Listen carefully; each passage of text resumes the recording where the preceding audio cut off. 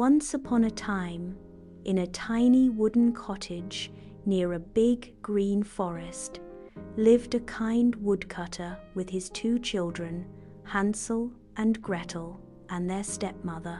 Their mother had passed away when they were very little, and their stepmother, though sometimes strict, tried her best to care for them. But times were hard. The village was running out of food, and the cupboards were nearly bare. The stepmother worried all day, and one night she whispered to the woodcutter, "We don't have enough to feed everyone. Maybe the children should stay in the forest and pick berries just for a little while."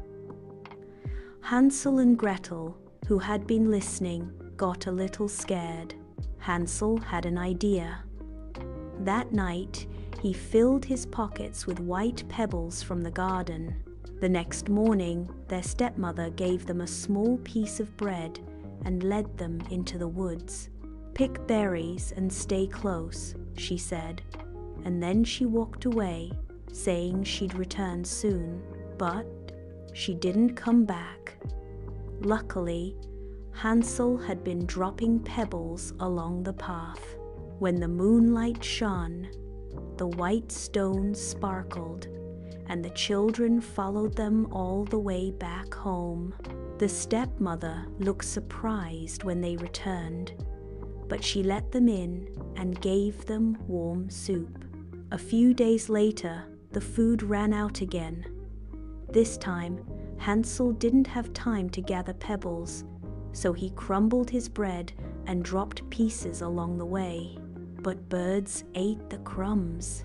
Lost in the deep forest, Hansel and Gretel wandered until they saw the most amazing sight. A house made of candy. The walls were chocolate, the roof was frosted cake, and the windows were clear sugar. A kind-looking old lady invited them in and offered them cookies and hot chocolate. But soon, they discovered she was a witch, and she had a plan to turn Hansel into dinner.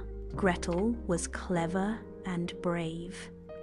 While the witch was busy, Gretel tricked her into looking inside the oven, then gave her a gentle push. Poof!